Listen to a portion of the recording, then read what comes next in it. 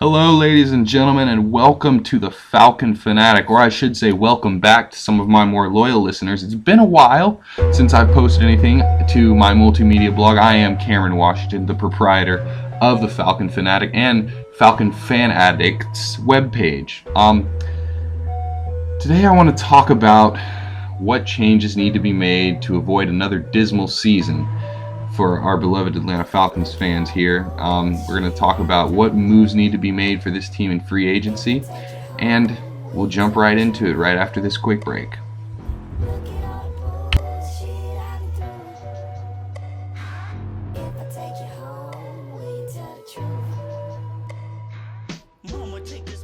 So after the 2013-2014 regular season, everyone saw that the Falcons have a whole bunch of positions they need to improve upon on their depth chart and on their roster. And they have the money to go out and spend. They have $26 million in cap space. So it's not like the Falcons are entering free agency trying to buy top-tier players on food stamps or anything. They have money to spend. And Arthur Blank and Thomas Dimitroff have shown in the past they are not afraid to pay players that they value. With that being said, the four positions of need that I identified after analyzing some tape was the offensive line, the defensive line, the linebacking core, and because we cut Thomas Deku, our former Pro Bowl safety, we also are going to need to replace him with someone. Our corners are solid. They're rookie corners, but they were first and second round draft picks last year. This will be their second year in the league, so you expect corners to take that, corners and wide receivers, players at those skill positions, to start to progress and take those next steps into their second and third years. Hopefully, with this offseason through the draft and through free agency, we might be able to help them out a bit by getting some more talent in the front seven. With that being said, there are plenty of pass rushers available in this free agency period. Obviously, the top two, Michael Johnson from Cincinnati, he went to Tampa Bay, signed a huge deal, and Michael Bennett stayed with the Seattle Seahawks. Of course, he didn't take a hometown discount either. But there's still plenty of pass rushers left, and I believe that was the Falcons' biggest problem last season, was trying to get to the other opposing team's quarterback and get him on the ground. And when you look out at the options that the Falcons have in terms of players they can sign for pass rush, when free agency started, there were a whole bunch of pass rushers available. There was Julius Peppers, Jared Allen, Jason Hatcher, DeMarcus Ware was cut by the Cowboys, Anthony Spencer, Corey Wooten, Robert Ayers, Jason Babin. The list went on and on. But as we've gotten further and further into free agency, we've seen some of the better pass rushers taken off the market. And the only two kind of B-graded pass rushers that are still available are Jared Allen and Anthony Spencer. Now, I haven't heard anything about who Anthony Spencer's talking to, but he was pretty much DeMarcus Ware's heir apparent in Dallas. But after a knee injury in 2013, his health was an issue. But he has an extremely high motor, and he fits perfectly as a 4-3 defensive end. But seeing as how the Falcons are going to switch to a 3-4, that's a problem that I see. I don't know how that's going to work. He made it work when he was in Dallas. He worked in a 3-4 system, but if he comes to Atlanta, he could play that same position, provide pass rush on certain downs, him or Jared Allen. We don't necessarily need to ask them to drop back into coverage. They can be the every down linebacker blitzer, the Mike. I'm sorry, not the Mike, but the Sam. The Sam linebacker in the 3-4, if we make that switch with Mike Nolan. Jared Allen or Anthony Spencer would fit well there. Unfortunately, I don't see us quite getting Jared Allen, primarily because he's been speaking, he's limited his options, it seems like, to the Seahawks and the Dallas Cowboys. He might actually go into Dallas and replace DeMarcus Ware. But if the Falcons could pull a rabbit out of the hat and sign Jared Allen or Anthony Spencer, I would be thrilled. It would be great because the Falcons have already signed two players on the defensive line. One, former first-round pick of the Kansas City Chiefs, Tyson Jackson. He's a big, immovable force. Him along with Paul Soliai. Paul Soliai is the former defensive tackle of the Miami Dolphins. He's 6'4", 340. He's built like a fire hydrant. He's just this huge, immovable force. And pair those two. Listen to these names: Tyson Jackson, Paul Soliai, Jonathan Babineau. We re-signed Corey Peters, who's improving as he gets more experience in the league. Put O.C. Umenyiora in there in special situations. You have Croy Bierman. You add another pass rusher, and you have a pretty good front four rotation right there. Then after that, the next things you need to worry about are the linebackers behind you and the offensive line. We'll talk about the offensive line next. The next position in need of improvement that I identified on the Atlanta Falcons roster was all across the board the offensive line. Sam Baker was terrible. Garrett Reynolds was rough at center. Obviously, we lost Harvey Dahl 2 years ago. Tyson Clabo went to Miami.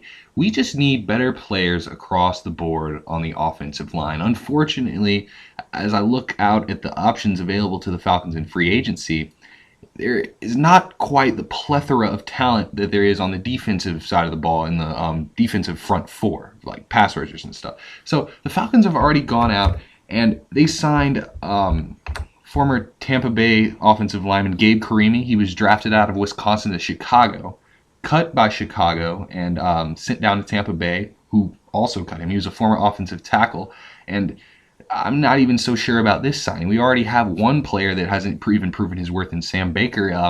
Why are we signing Gabe Karimi? Based upon the signing that the Falcons have made, and they haven't made any big moves yet, they signed a pretty good player in Paul Soliai, and Gabe Karimi kind of adds depth to the roster at the tackle position.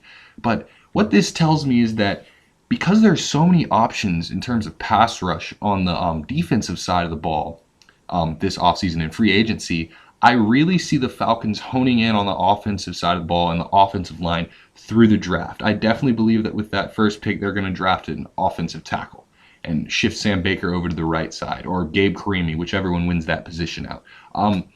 And also, we need to shore up our inside with guard positions. Maybe they knock Gabe Karimi or Sam Baker inside to guard. We don't know. The Falcons haven't made any moves yet. There aren't too many sexy picks out there in free agency. Bruce Campbell, the former offensive tackle of the Carolina Panthers, he's there, but we really need to try and sign possibly a guard, someone on the interior of the line. Evan Dietrich Smith. You could move our current center. His name escapes my mind right now, but you could sign Evan Dietrich Smith, put him at center, and move our current center out to guard. That solves two position issues right now. Justin Blaylock's good on the left guard position. Then you just need to shore up the right tackle position and the left tackle position through the draft. And that's why I believe the Falcons are going to focus more during this free agency period on the defensive side of the ball, using that $26 million in cap space to bring in some talented players over there to help out Sean Weatherspoon and William Moore and O.C. Umenyiora and Jonathan Babineau. And I see them focusing more on the offensive line in the draft rather than through free agency. The next two positions of need on the Falcons roster are the linebacking position, which has been a position of need for several years now, and the free safety position. The Falcons cut Thomas Deku to make some cap room, I'm assuming to make some moves in free agency or in the draft or trades. We don't know yet because no big moves have been made yet. $26 million in cap space after the cutting of Thomas Deku. Leaves a hole at the free safety position. What will the Falcons do? Stephen Nicholas is cut. Asante Samuel was cut. To replace the cornerback position that Asante Samuel had, the Falcons went out earlier on the 18th and signed Javier Arenas, the former cornerback of the Arizona Cardinals. That was the last stop he was at. He'll fill in great in the nickelback spot, along with our two second-year corners, our first and second round draft picks, and Desmond Trufant and Robert Alford. And then you've also got Robert McClain on the inside. So your four corners are pretty solid right there. William Moore is good as the strong safety. He's not as dominant as a cover safety as he is as a run stopper and a wood laying safety, so to speak. There's only really one notable safety out on the free agent market. Reed Doughty's out there, Mike Adams is out there, but according to Bill Polian, they're only about C+, C average graded safeties. Chris Clemens, he can play both the free safety position and the strong safety position. He's usually on the strong side when he was with the Dolphins defense, but he's very productive against the run. He's a great deep field pass defender. At the same time, also, do not rule out the possibility of Thomas Deku re-signing with the Falcons. We did that 2 years in a row with John Abraham, cut him, had him come back for a lower price, and he performed fantastically. both of those times.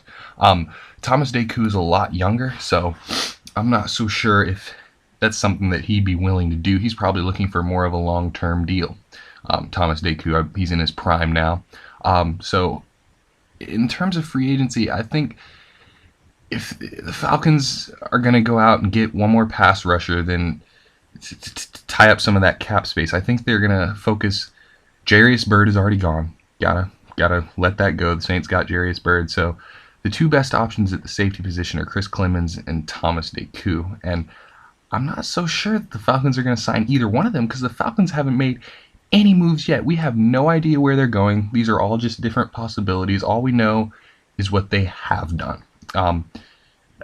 The only really notable linebacker position that could possibly replace Stephen Nicholas, he's a horrible cover linebacker, maybe Brian Arakpo, but again, he's more of a Sam linebacker in the 3-4 scheme up there. And when he was up there in Washington, now he's a free agent, but